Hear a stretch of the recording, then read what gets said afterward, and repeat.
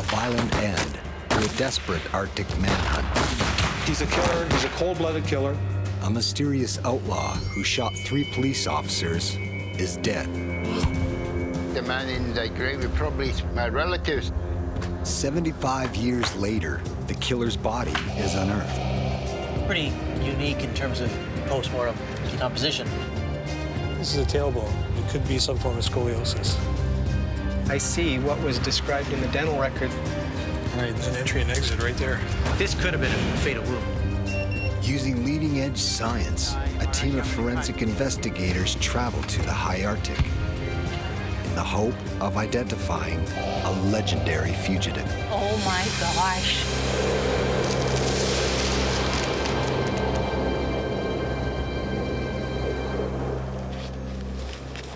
Christmas, 1931. 300 kilometers north of the Arctic Circle, members of the RCMP, guided by Aboriginal trackers, are sent to question a mysterious trapper accused of vandalizing native trap lines.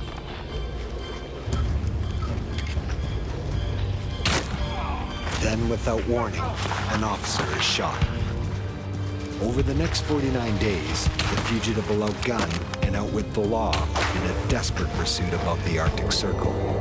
They'll escape attacks from gunfire, dynamite, and survive in one of the harshest climates on Earth. It's the biggest manhunt in the history of the North, but in the end, the RCMP get their man. On his body, they find $2,400 in cash, but nothing to identify who he is or why he was running. A glass jar containing half a dozen human teeth leads some to speculate he may be responsible for a series of unsolved murders in the North. Because people didn't know who he was, they filled in the blanks themselves. Some people were sure he was a Chicago gangster, a colleague of Al Capone's. Other people said he was a hardscrabble farmer from North Dakota. The RCMP take fingerprints and several unsettling photographs of the dead fugitive. The evidence is shared with police agencies across North America, but no clue to his identity is ever found. The mysterious outlaw is buried without ceremony at the edge of the Arctic Ocean. Now, more than 75 years later, a team of forensic experts will return to the fugitive's gravesite in the small town of Aklavik, located in Canada's Northwest Territories. Here, in the cemetery where he's buried, the trapper's body will be exhumed in the hope that his DNA has survived its long Arctic internment. An expert at revealing secrets of the dead, Owen Beatty believes the remains may still contain evidence that could unlock the trapper's identity. As a forensic anthropologist, that is our prime goal. Our prime directive is to establish identity. The day before the forensic team is scheduled to arrive, a local crew led by Dennis Allen and Chief Charlie Furlong will locate and exhume the trapper's casket. Even though the grave is surrounded by a small fence, ground-penetrating radar is used to verify its precise location. Within minutes, the radar identifies a target. This is exactly the target that we were hoping to find when we came here. We're about here, eh? Right about there. The suspected burial location is marked, and the Aklavik crew begin erecting a tent over the site. Once secured over the grave, the shelter will be transformed into a makeshift forensics lab.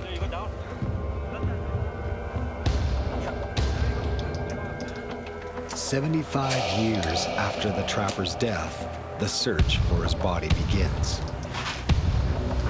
The dig goes smoothly until they hit a concrete-like layer of frozen soil, known as permafrost. We want the pathologist to have his body by the morning.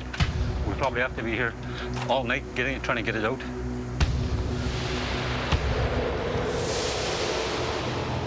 The mysterious mad trapper first appeared in the Canadian Arctic in the summer of 1931. He arrived carrying a heavy backpack, weapons, and a large sum of money. He is questioned by RCMP Constable Spike Millen and claims his name is Albert Johnson. Millen just approached him to ask if he was okay, if he knew what he was going to be facing in the north.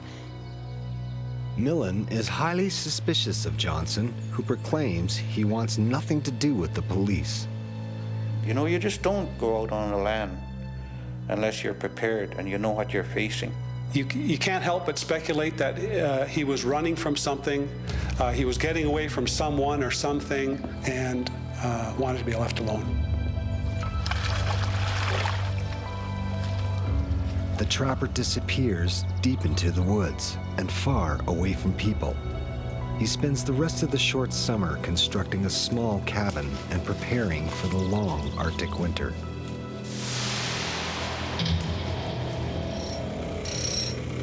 After 6 hours of solid digging, Dennis Allen's crew have found nothing. The forensics team is coming in 10, 12 hours. So in 12 hours' time, we got to first locate it, then we got to dig a bigger perimeter around the grave. But the trapper's coffin may not be so easy to find. 75 years ago, they were chasing him through the mountains, and now we're chopping through the ice trying to find him. He's a tough guy to find, man.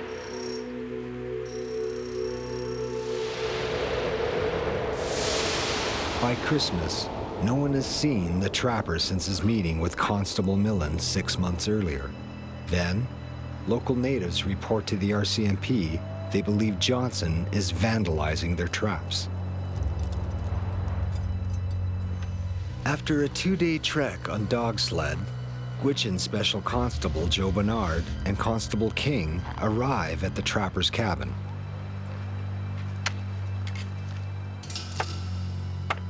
The complaint was not a serious one. They probably expected to resolve it very informally over a cup of tea, as you would do in the north. The trapper refuses to acknowledge the officers. Unprepared for a standoff, Constables King and Bernard return for reinforcements. To the police, this is a benign situation. To the trapper, it's the end of the world. 7 days later, King and Bernard return with 2 other officers and a warrant to search the trapper's cabin. At this point, I know that they didn't really know what they were dealing with. So Constable King knocked on the door, and that knock was answered by a shot.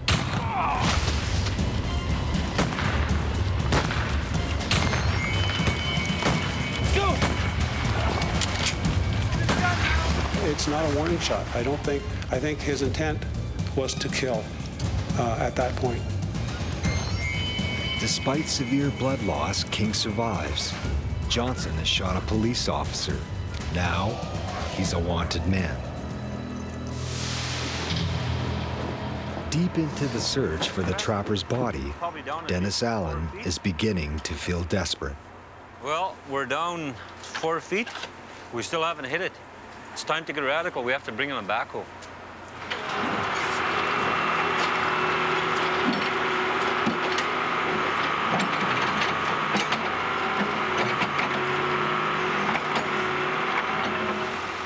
After a few attempts at penetrating the permafrost, the backhoe breaks.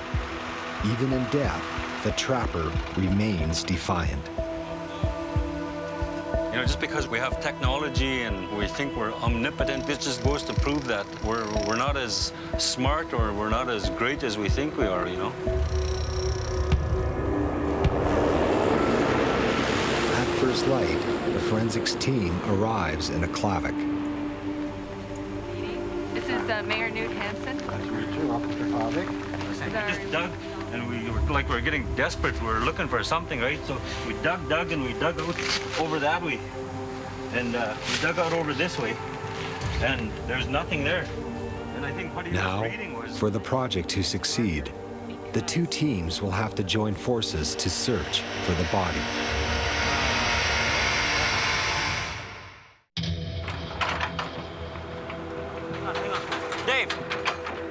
Dennis Allen and his Aklavik crew have been digging for more than 18 hours, but there is no trace of the mad trapper's coffin. We've been up all night. We got up at 8 yesterday. We've been digging all night. Yeah, I'm tired. Not tired. It's time for a new plan. Fortunately, not only does a forensic team know how to examine bodies, they also know how to find them. So next step is dig the trench? Yeah. Okay. We're trying to find undisturbed soil to find the surface of the graveyard in 1930. And if you find that virgin soil has been broken, you know it's been broken for a reason. In other words, it's probably the location of a grave.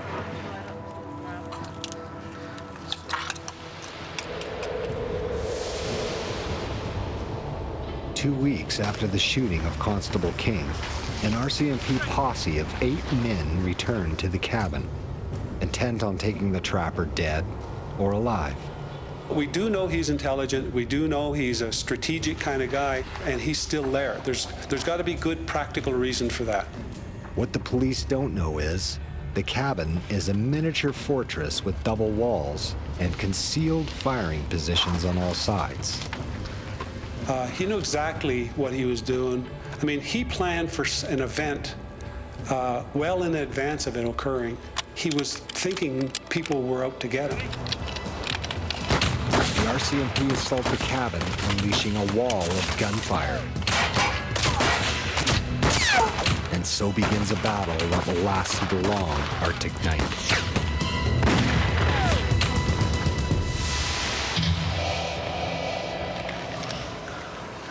After digging for more than 3 hours, the team has found something. We've got a vertical board right here. Okay, I got the other side here. Yeah? One side. Here's the other side. So this is the coffin right here. It's going this way. There's the two sides here. Okay. So it's in here. So We don't know if it's him yet. We're not going to get too excited, so we're just going to hope for the best.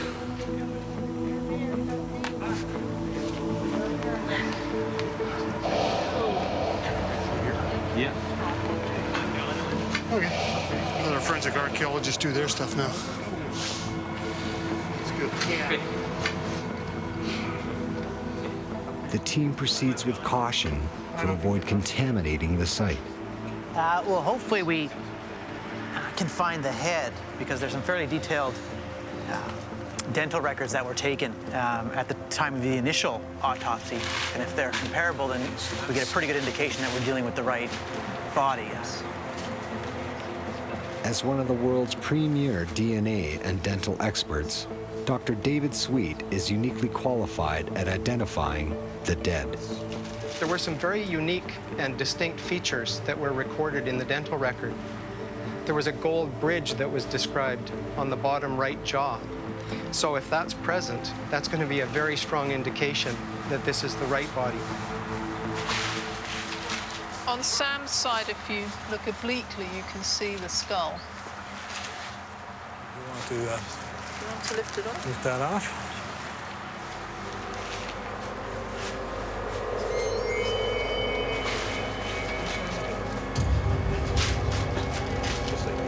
Dig it out a little bit more to get this piece off. Dude, can you stand up in there? See, there's hair, just like in this photograph. Yeah. Although the body has been buried for 75 years, a unique tuft of hair on the skull is the first clue they found the trapper. That's pretty cool. The hair is a solid piece of circumstantial evidence. David Sweet will remove the skull and use dental records taken at the time of the trapper's death to confirm they have their man.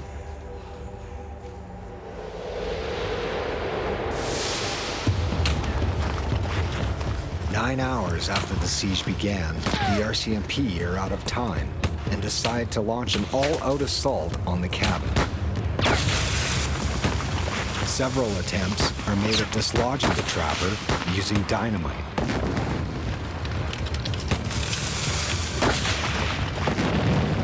One constable tries breaking through the door and narrowly misses being shot.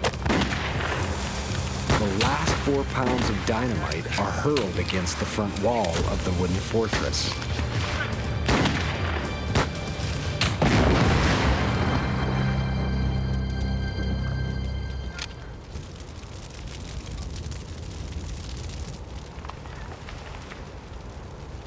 Confident they've gotten their man, the RCMP move in to collect the fugitive's body. Unbelievably, the trapper is unhurt. On the verge of hypothermia and with their supplies gone, at 4 a.m. the RCMP are forced to admit defeat. As they head for home, they hear the trapper for the first time. It's the laughter of a madman. We know he's antisocial. Does he know what he was doing? Absolutely. But I don't think he was insane in any way, shape, or form. I'd like to just take a quick photo here to show what it is that I was seeing, and also to document before we move anything. David Sweet examines the teeth and dentistry. So that we can If they match the 1932 police report, then they have their man. I've got to say that I am very excited. I see what was described in the dental record that you showed me a while ago. Right. And it goes from exactly the teeth that were described in the dental record, from the second premolar. It's him. The teeth and dental work are a match. The first and second molars. After 27 hours, they found the trapper, leaving the team just a few precious hours to gather evidence they hope will unlock the outlaw's identity.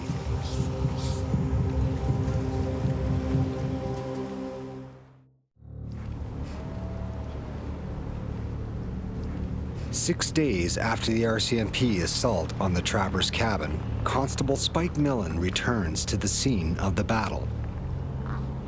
The trapper has vanished into the vast Arctic landscape, leaving behind no evidence of his identity. What began as just a routine investigation escalated into the biggest manhunt in the history of the North. The RCMP assemble a force of over 40 men, led by the best Aboriginal trackers in the North. People like Lazarus Chinley, Joe Bernard, and John Moses were all good trappers, and what you would call today an Aboriginal warrior. They were strong, they could live through the harshest part of winter.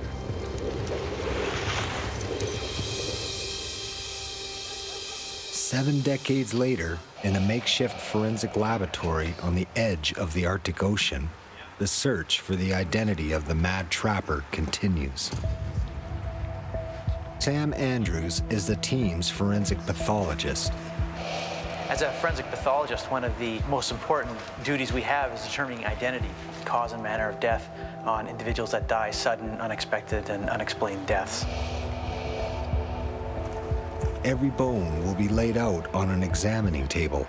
Each clue will be scanned, photographed, x-rayed, and recorded in an effort to create a physical biography of the trapper. So that we can try to document this really well.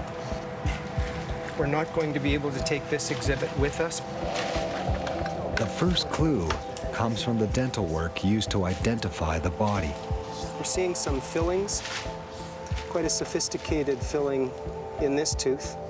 It's a gold foil, quite an unusual finding, and it usually speaks to a person that can afford sophisticated dental treatment. So this filling, combined with this type of restoration in the lower bridge, is a very significant finding in terms of trying to profile someone's life.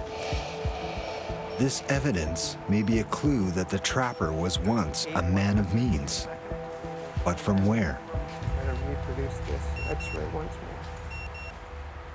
Dr. Lynn Bell is a pioneer in the leading-edge science of isotope analysis. By extracting molecules of oxygen embedded in teeth, she can determine the geographic area a person lived during different periods of their life. What we eat and drink and breathe in is stored in our tissues, our hair, our skin, our bones, our teeth. And with this individual, his drinking water wherever else he was living during the period of his tooth formation, which would have been in childhood, should look very different to the drinking water values here. It's a crude indicator. It's not going to give you a street address, but it could locate an individual to a general area. If successful, Dr. Bell's tests may provide the location of where the trapper lived from the time he was a boy until he moved to the far north. Should we get this off and see if we can? I know, I just want to lift it. Day 14 of the manhunt. Arctic temperatures have dropped more than 20 degrees to minus 60 Celsius. Conditions are so extreme, police begin to doubt the trapper has survived. Then, Gwich'in trackers find the fugitive's trail. Not only is the trapper alive, but he has fled more than 80 kilometers with little more than the clothes on his back. The trapper, in essence, was running a marathon every day. Normal caloric intake for an average male doing average activity is approximately 2,500 calories. The trapper, I suspect, would have required at least 4 to 5 times, or about 10,000 calories a day. And I don't know how someone like this could go on for as long as he did in the conditions that he did them in. As days turn into weeks, even the highly experienced team of Aboriginal trackers are astounded by the exceptional skill and near superhuman endurance of the trapper. The fact that, he endured the toughest part of winter, and he lived off the land, and,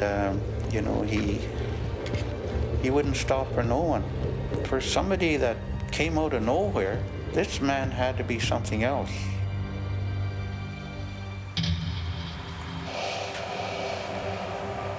Here's the left femur, and you turn it over, and it has the beginning of a spiral fracture right through the shaft.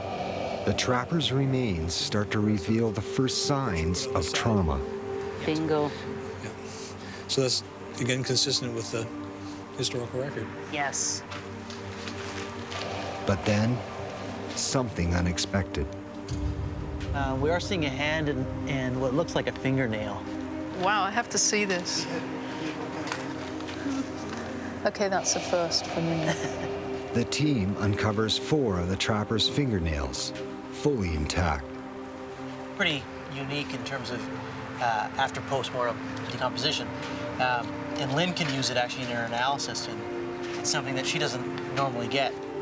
Different tissues give you information on different times during their formation, and fingernails give you about the last 7 months of his life. So the hair and the other tissues are going to give us windows into different times. And when you put it all together, you build a biographic picture of an individual. So it's nice that we have this. So this is the... It takes a fingernail 7 months to grow. Coincidentally, 7 months is the exact time from when the trapper first appeared in July until his death in February. It's really quite rare. It's a key piece of the puzzle that will help Lindell extract information about the trapper's diet.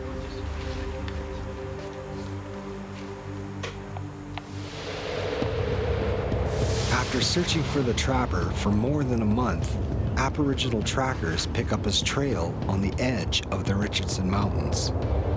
But even the experienced native guides know it's impossible to escape through the impenetrable ice-covered peaks. 7 months after their first meeting, the trapper and Constable Millen are about to meet for the last time. Only one of them will survive the encounter.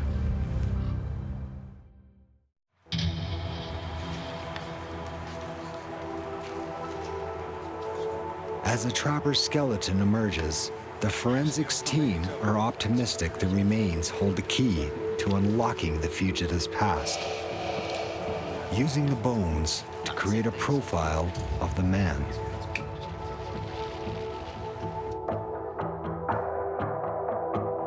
The first step is to find evidence of his age. This is determined using 2 reference points: the fusing sutures at the top of the skull and where the pubic bones meet at the pelvis. The evidence there suggested that the person was 35 years of age, plus or minus 9 years. However, in starting to look at some other parts of the skeleton that indicate different age characteristics, these all seem to fall in the 30 to 30 plus year range. So we feel fairly confident that he was over 30 years of age. Then, Owen Beatty makes a surprising discovery. Evidence of a condition the trapper suffered from birth. This is a tailbone, or a sacrum, and I think if you look at it here, you can see that it's not symmetrical, and it should be, but it could be some form of scoliosis. It seems the trapper was born with scoliosis, a condition in which the spine is curved. The wings of the pelvis here are going to attach here, and if they're asymmetrical, you may have a odd gait, I guess. I don't want to necessarily call it a limp, but it's you may have one leg, I think, might be sort of longer than the other just based on the asymmetry and would affect the gait from there. He had pills in his pack, and they were an analgesic. And he must have been in tremendous pain the entire time that he was on the run, which just makes his survival even more amazing. How much physical pain was he going through? And physical pain, chronic physical pain can have a huge negative impact on your personality. The bones also reveal a series of injuries the trapper suffered some years earlier. So he had a broken toe at one point. It's healed up nicely.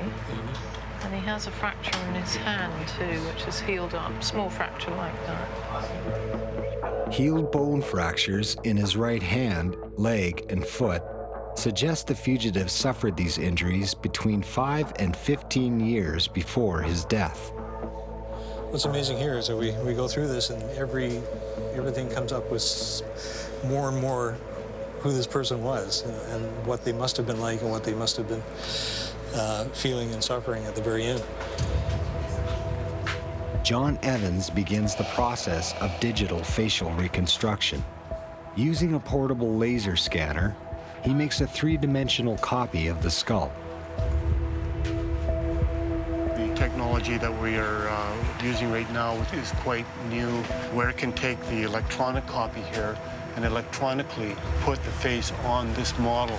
While photos of the trapper taken after his death were published in newspapers around the world, no one could identify his emaciated face. Using the laser scan and facial reconstruction software, the world gets its first glimpse at what the trapper may have looked like while he was still alive.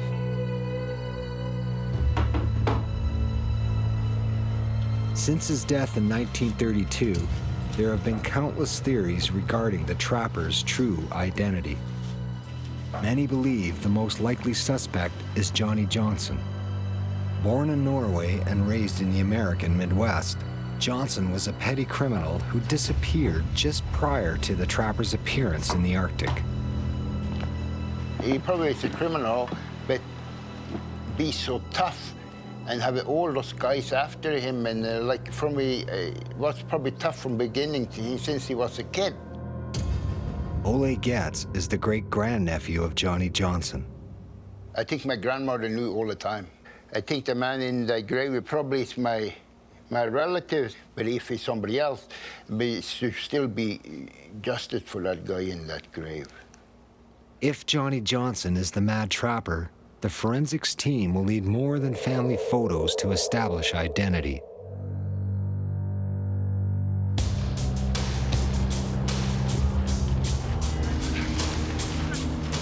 Five weeks after the grueling manhunt began, the posse is closing in.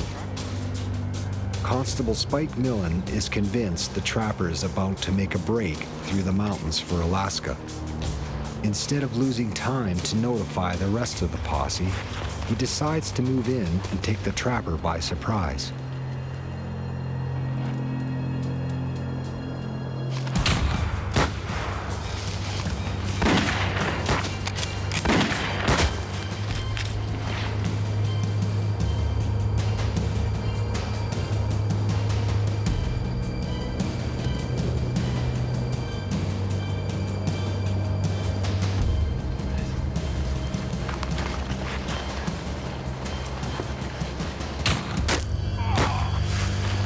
single shot, the trapper kills the only police officer and the last person known to have spoken with the trapper.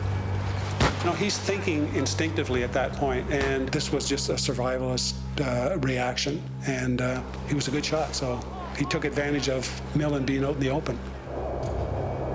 On the night of Constable Millen's death, the trapper does the impossible. In the middle of an Arctic storm, he scales a wall of ice and escapes through towering mountains. To this day, no one knows how the trapper did it. Even seasoned climbers today with the best food and equipment have failed at trying to climb the ice wall that's the Richardson Mountains. It would be crazy to be traveling in those mountains that time of the year. This guy had a pair of homemade snowshoes, a pack sack, and the determination to run the gauntlet, eh? He's a killer, he's a cold-blooded killer, and there's no getting away from that. But you can't help but have a certain amount of respect for an individual like that, or the physical side of it, you know? It takes a lot of discipline to do what he had done. While the trapper's impossible escape elevated his infamous status to superhuman, the shooting of Constable Millen also labeled him with a new title, Cop Killer.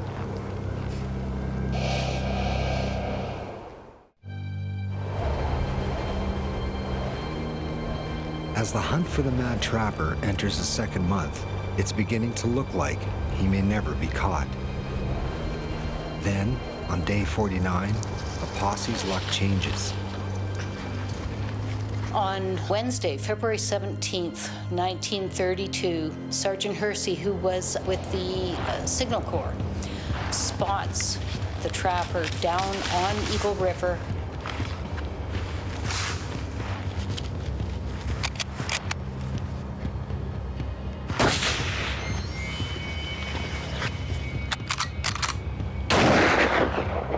The trapper wounds Hersey with a shot that passes through his arm and into his chest. What happens next is a story recorded on the trapper's remains more than 7 decades earlier. Now, the evidence for gunshot injury is there. The trapper runs for cover, but it's too late. The right femur has an impact crater and a spiral fracture related to the impact of whatever object hit him there. I've seen a lot of wounds like that in relating to shrapnel injuries, and that's what that reminded me of more than a gunshot. I believe one of the pouches he was carrying had ammunition in it, and it was struck by a bullet and exploded. The blast tears a hole in the trapper's left thigh. He digs in and returns fire. There are fractured ribs on the right and left side. Could relate to a gunshot through and through injury.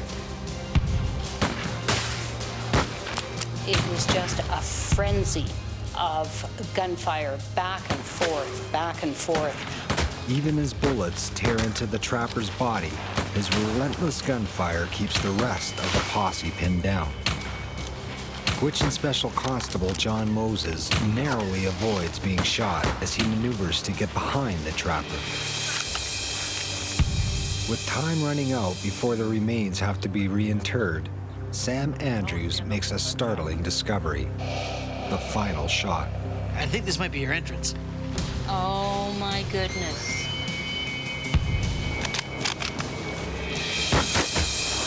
In the only significant tissue remaining on the bones, Andrews finds evidence of a bullet entrance wound in the left buttock. I was a little surprised to see the tissue because it had been 75 years that he'd been buried. Then, Owen Beatty finds a matching hole in the pelvis. All right, there's an entry and exit right there. Oh, that's a classic. Keyhole. It's a keyhole entrance. It's pretty cool. It looks like a gunshot to would be the left side of the pelvis, and it's got this pretty characteristic shape that they call a keyhole entrance. And usually you see it when the bullet hits at an acute angle. The entrance would be on the back, or sort of the lower, sort of be the posterior surfaces of the body. So probably wasn't facing the shooter. This could have been a fatal wound. The location and shape of the bullet hole is convincing evidence this was the shot that killed the mad trapper. It could have passed through structures of the leg and lower abdomen, causing injury to bowel, or more importantly, large caliber blood vessels in the region, which could have led to significant blood loss. The team used the evidence to determine the angle of entry. It appears the killing shot was made from the only man reported to have taken up position behind the trapper, Gwich'in Special Constable John Moses. In the plummeting Arctic temperatures, the trapper's body freezes in minutes. They approached his body very slowly and very carefully, and when they were convinced he was in fact dead, they rolled the body over. He was totally emaciated, just a shell of a man left there, and this terrible, terrible grimace that looked as though he was still laughing at them. He would sooner be dead than be incarcerated for a length of time. And I think it's consistent with how he reacted to the whole situation. To prove they had gotten their man, the RCMP suspended the outlaw's corpse so it could be photographed and examined, but his identity is never determined. In the decades since, countless people have come forward claiming the trapper is a lost relative. The only hope of making a positive ID is if David Sweet can recover the trapper's DNA. Certainly the age of this burial is a significant factor that works against us, but the fact that he was buried in a situation involving permafrost with no embalming and no preservative of any kind, this is a real advantage for us.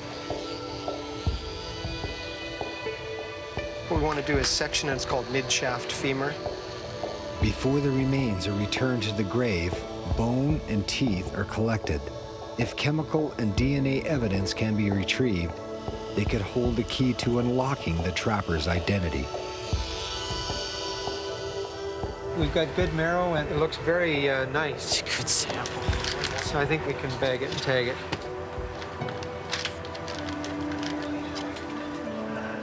I'm probably going to take 4 or 5 teeth, one from each quarter of the mouth, in order to have a representative sample. As the forensics team wrap up the examination, Sam Andrews unearths one final piece of the story. What is that? Money? This might be your bullet, actually. It's what? It might be a bullet, I don't know. Oh my gosh. Tree. Talk about the mother lode. It's an unspent bullet, the same caliber the trapper used in the rifle that killed Constable Millen. We'll just get a photo of that.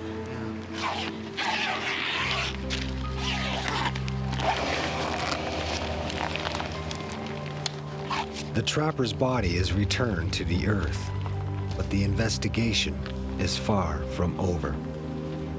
If they find out who the mad trapper is, I hope closure is given to his family, and that they know where he finally ended up, what he done. In our culture, we believe in that.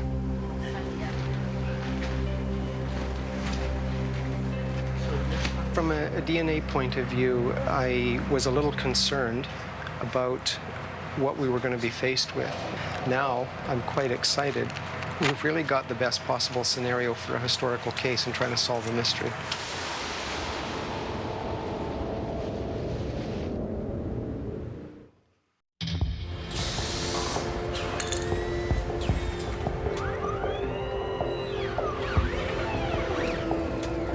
Using fingernail, teeth, and bone samples recovered from his Arctic tomb, the trapper's mysterious past begins to emerge. When he arrived, we were looking at the end of the summer. His protein levels gradually dropped. There were complaints made by local people about traps being sprung, and the finger pointed at him. His dietary level of protein was at an all-time low. It now appears the fugitive had taken animals from native trap lines to help feed himself. His diet also reveals a new revelation about his life before he appeared in the Canadian Arctic. And there's nothing in his tissues, his bone and his teeth, to indicate that he was living in Canada. It's only in the last 7 months of his life, from his fingernail values, that there's a strong Canadian signature. Lynn Bell is now certain the elusive fugitive was not a Canadian. What I found out about him from his dietary isotopes is that as a child, and for most of his adult life, he was eating predominantly corn. So from his physiology, from the tissues I sampled, my overall feeling is that the mad trapper is most likely an American. Isotope results indicate the outlaw lived most of his life in the corn belt of the American Midwest. It also means the gold teeth found in a glass jar among his belongings may not have been from the murder victims found in the Arctic prior to the manhunt. It's my opinion that the teeth that were found in his pocket were his own. That is quite unusual. We've got a situation where this person had very sophisticated and expensive dental care, but he wasn't really taught or able to look after them. Surprisingly, the trapper also had a new advancement in cosmetic dentistry, a tooth-colored filling. It would be my sense that this filling and sophisticated dental treatment had been done probably in the 1920s. The treatments were excellent. Some of the best dental treatment available in the world. This means that prior to his arrival in the North, the trapper was a man of wealth. At that time, this kind of dental treatment could have been done in large metropolitan areas where very important advances in restorative dentistry were being made at the time. In the summer of 1931, he left humanity behind and fled to one of the harshest places on Earth. Who was this man, and why did he become a recluse? The only hope of answering this question is to match the trapper's DNA with a living relative.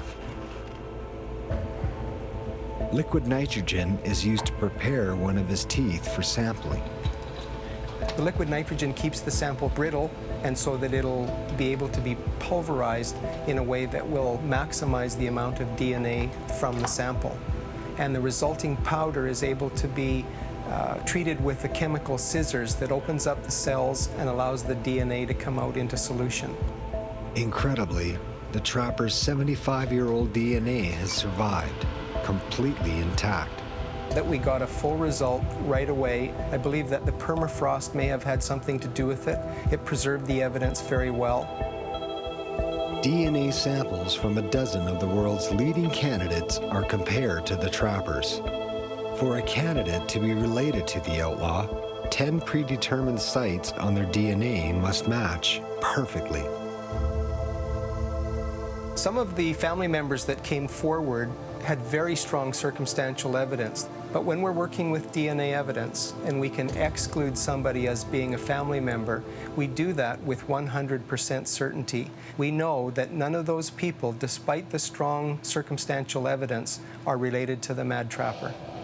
With no match found for the trapper's fingerprints, dental records, or DNA, he's an outlaw with a seemingly untraceable past. If we can't identify him now, that doesn't mean that the story ends. The story will go on, nor does it mean that the success in being able to identify him is over. But it's a forensic reality that some cases remain unsolved. Now, in this case, it's a mystery, and it's a legend. Even in death, the fugitive who appeared out of nowhere may have succeeded in concealing his identity forever. Perhaps this is how it's meant to be. He's one step ahead of us for sure in terms of keeping his identity from all of us.